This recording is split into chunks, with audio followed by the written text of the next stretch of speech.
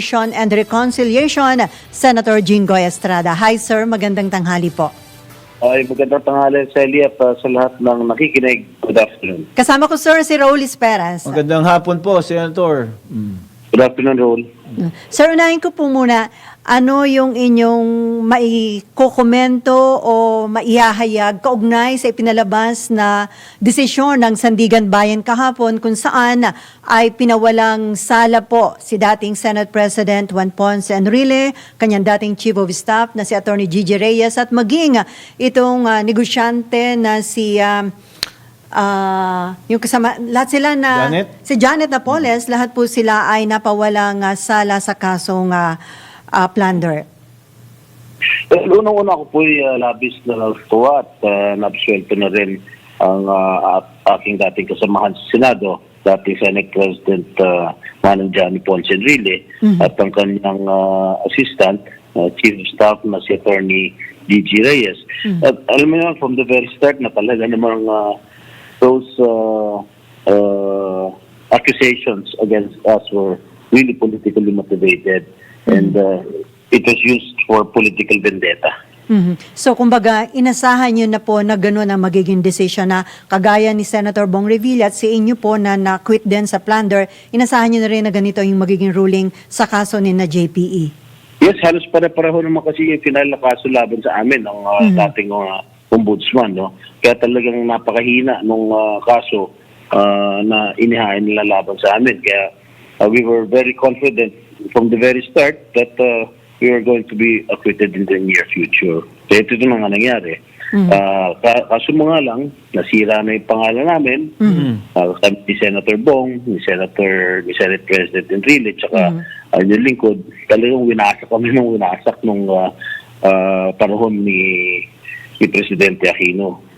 So sabi nyo nga parang political vendetta, pero kahit po nasira yung inyong pangalan, napatawad nyo na po ba? Kasi sabi nga ni Enrile, makonsyensya na lang kung sino yung mga nagsulong daw nitong kaso na plunder laban nga sa kanila. Wala naman tayo magagawa dyan. Una-una, namatay na si Pangulong Aquino. At pangalawa, kung ang Diyos ka nakakapagpatawad, sino ba kami para hindi makapagpatawad? Pero ano to sir, para bang lagi pa rin nandun yung anino ng kaso na ito na parang lagi pa rin yung stigma? Kundi dahil sa mga fabricated charges laban sa amin na final noong 2014, hindi, alam mo, that was the cause of my loss noong 2019. No? Talagang yung stigma ay nakadikit sa amin. Nung kasulukuyan kaming kinakasuhan ng 2014, halos hindi na nga kami makalabas ng bahay nung mga panahon na yan. Pero ngayon, at napswelto na kami ng Sandigan Bayan, syempre, vindicated na rin kami sa lahat ng mga kasong pinaratang nila sa amin.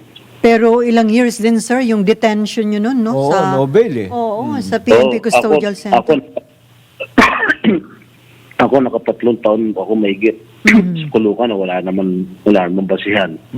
So talagang masakit. Sakit talaga yung mga pangyayari na nangyari sa amin noong araw.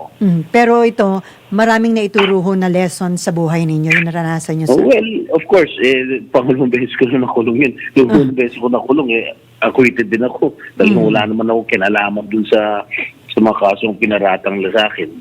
So, itong pangalawa, ayun din, acquitted din ako. So, siguro talagang lalabas ang katotohanan. The truth will set you free. So, natawagan nyo na si JPE at na-congratulate nyo na pati si Attorney Gigi? Hindi pa. Incidentally, that it is the best birthday gift that Attorney Gigi received because it is her birthday today. Happy birthday kay Attorney Gigi. Anyway, I get her ready kanina.